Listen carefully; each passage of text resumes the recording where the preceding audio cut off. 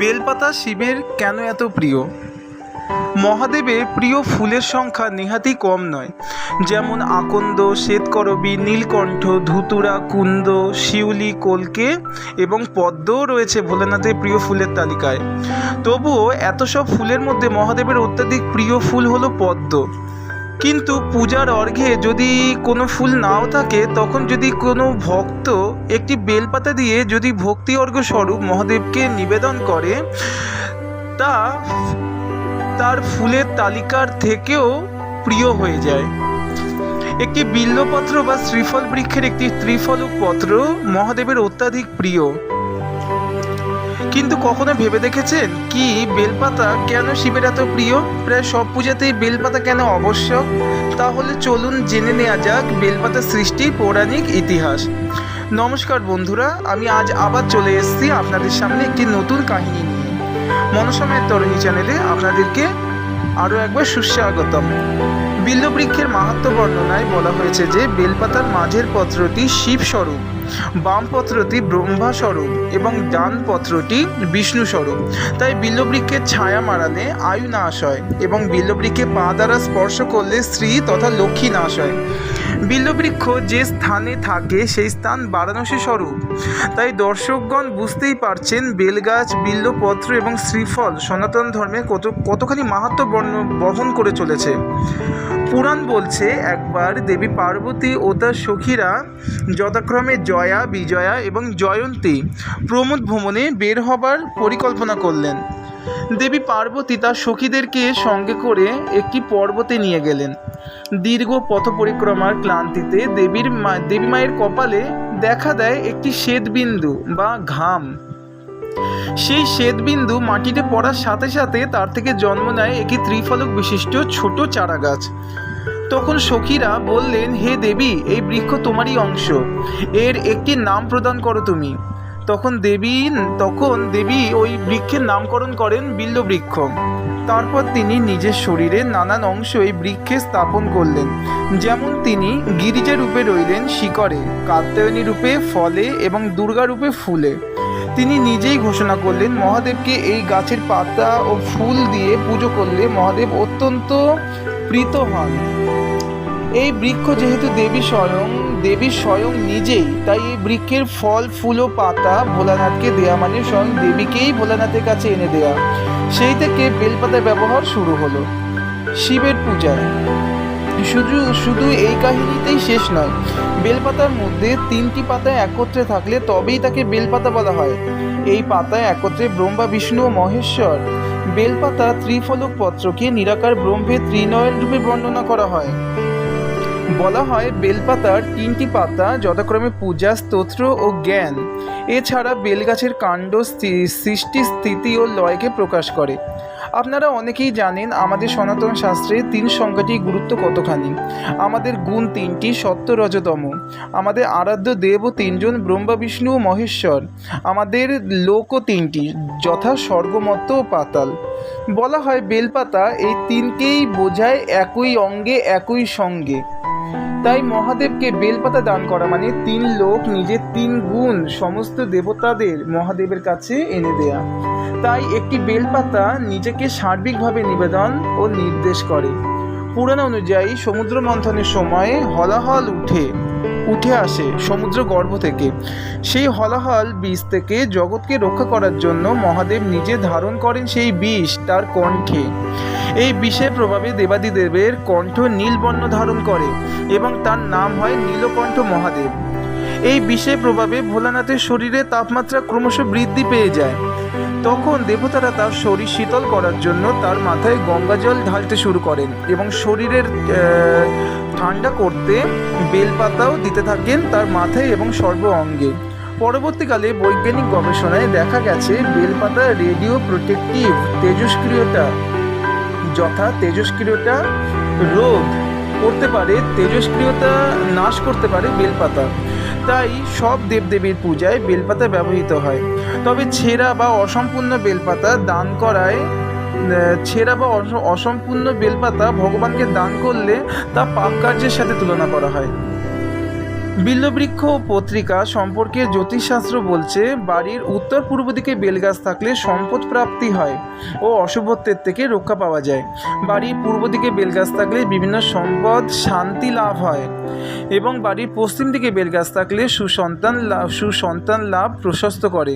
বাড়ির দক্ষিণ দিকে বেলগাছ থাকলে দুর্ঘটনা থেকে মুক্তি পাওয়া যায়।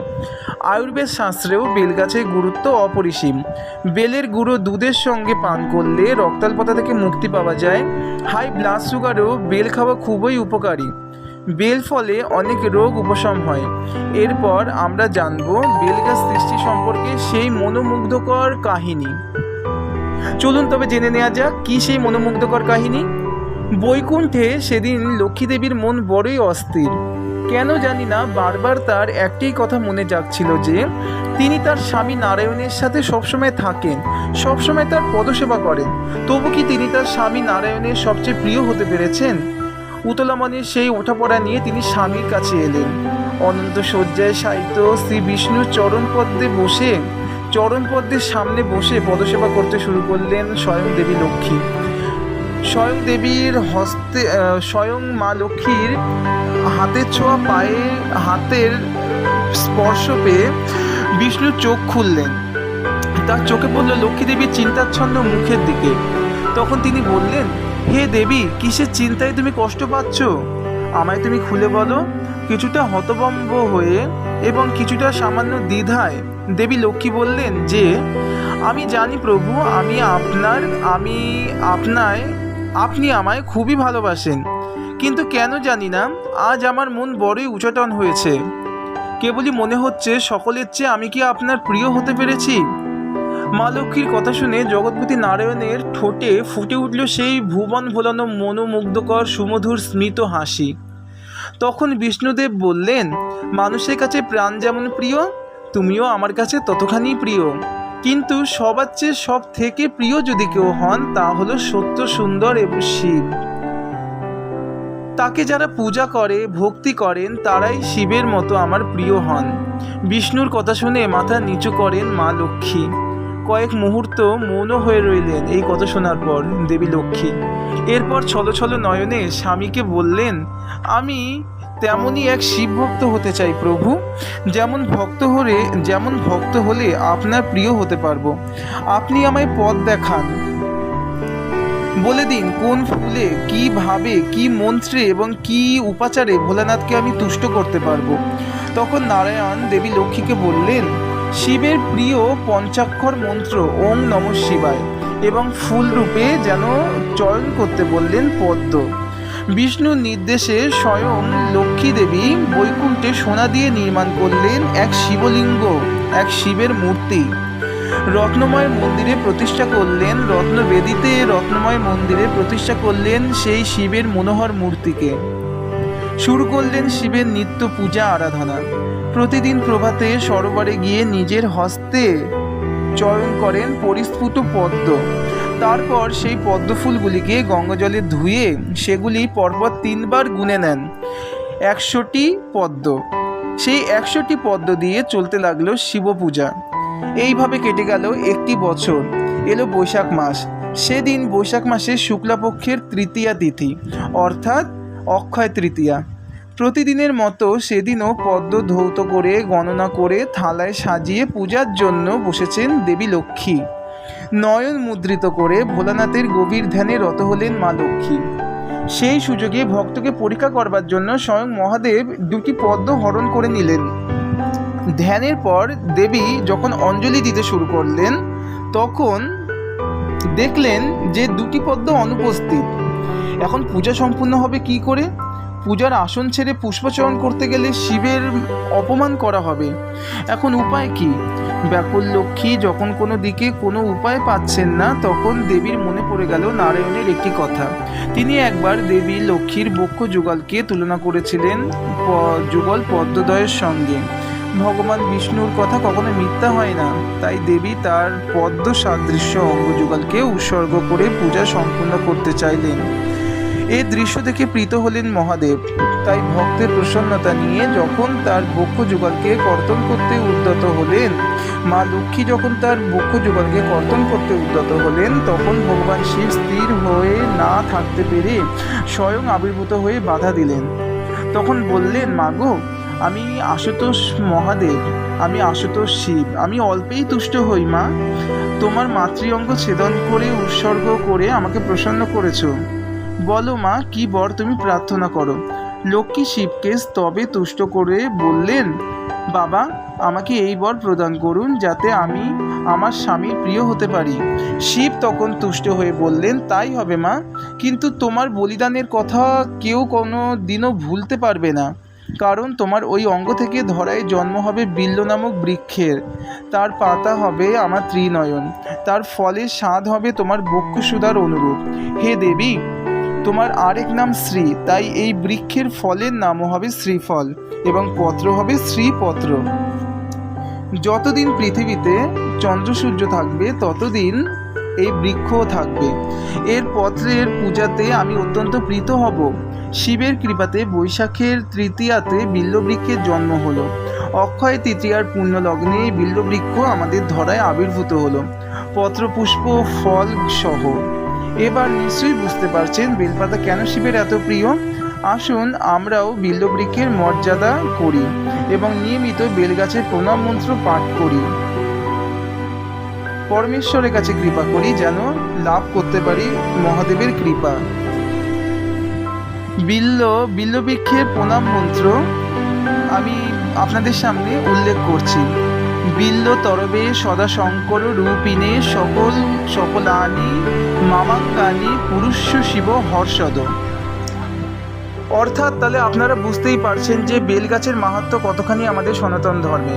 আমাদের সনাতন ধর্মে বিল্লবৃক্ষ এমনই যে বিল্লবৃক্ষ স্বয়ং দেবী দুর্গা। ষষ্ঠীতে বেলবরণ করেই ষষ্ঠীতে বেলতলায় বিল্লবৃক্ষের পূজা করেই দেবী দুর্গার পূজা শুরু হয়। বিল্লবৃক্ষের পূজা ছাড়া দেবী দুর্গার পূজা কখনোই অসম্পূর্ণ। বিল্ল পাতা বিল্ল ফল ছাড়া মহাদেবের পূজা অসম্পূর্ণ। শিবরাত্রিতে বেলপাতা বিল্ল ফল ছাড়া কখনোই মহাদেবের পূজা সম্পন্ন হতে পারে না। বেলপাতা মহাদেবের এতই প্রিয় যে তিনি বেলপাতার দ্বারা এতই খুশি হন, তাকে ফুল এমনকি তাকে নৈবেদ্য নিবেদন করতে হয় না। এই বেলগাছ বাড়িতে থাকলে বাড়ির অত্যাধিক মঙ্গল হয়। বেলপাতা এতখানি মহাদেবের প্রিয় যে বেলপাতায় তিনি সব কিছু ভুলে যান। আরও একটি উল্লেখযোগ্য কথা বলে রাখি, বেলপাতা মহাদেবের মাথায় যখন দেওয়া হয় তখন সবসময় বেলপাতা উল্টিয়ে দিতে হয় এবং বেলপাতার ডাঁটির অংশটি মহাদেবের সবসময় উত্তর দিকে দিতে হয়। আশা করি আপনাদের সকলের ভালো লাগবে বিল্লবৃক্ষের এই অতুলনীয় মনোমুগ্ধকর কাহিনী। এসব তো কাহিনী নয়, এসব হচ্ছে গল্প নয়, এসব হচ্ছে সত্য ঘটনা, যা থেকে আমরা অনেক কিছু জানতে পারি, অনেক কিছু শিক্ষা লাভ করতে পারি। এর থেকে আমরা শিক্ষা লাভ করলাম যে ভগবানকে তুষ্ট করার জন্য নিজের অঙ্গ তাকে নিবেদন করা যায়। এর থেকে আমরা বুঝতে পারি যে আমাদের প্রতিটি অঙ্গই তার দান। আমাদের জীবনের যা কিছু সবই তিনি। আমরা কোনো সময় ভুলে যাই যে তিনি আমাদের সবসময় লক্ষ্য করছেন। সেই কথা আমরা কখনোই মাঝে মাঝে ভুলে যাই। সেই জন্যই হয়তো তার কৃপা থেকে আমরা বঞ্চিত হয়ে যাই। দেবী লক্ষ্মীর অঙ্গচ্ছেদনের মধ্যে দিয়ে কতখানি ভাব ভক্তি আমাদের সামনে দেবী লক্ষ্মী উপস্থাপন করেছেন, কতখানি ভাবভঙ্গি দেবী লক্ষ্মীর এই ভক্তির মাধ্যমে আমাদের সামনে উপস্থাপিত হলো। দেবী লক্ষ্মীর এক ভক্তের দৃষ্টান্ত হয়ে আমাদের সামনে রয়ে যাবেন চিরকাল এই বিল্লবৃক্ষের মাহাত্ম্য বর্ণনায়। এই বিল্লবৃক্ষের মাহাত্ম্য সত্যি অতুলনীয়, যার থেকে আমরা অনেক কিছু জানতে পারি, অনেক কিছু শিখতে পারি। আশা করি এই বিল্লবৃক্ষের কাহিনী আপনাদের ভালো লাগবে, আপনাদের উপকারে লাগবে, আপনারা অনেক কিছু জানতে পারবেন। যদি কিছু ভুল ত্রুটি হয়ে যায় আমাকে ক্ষমা করবেন। আজ এখানেই সমাপন করলাম। নমস্কার, দেখা হবে আরও অন্য ভিডিওতে। আপনারা সকলে ভালো থাকবেন। মঙ্গলময় ঈশ্বরের কাছে আপনাদের সকলের মঙ্গল কামনা করে আজকে আমি আমার এই ভিডিও শেষ করলাম এখানে। সকলে ভালো থাকবেন।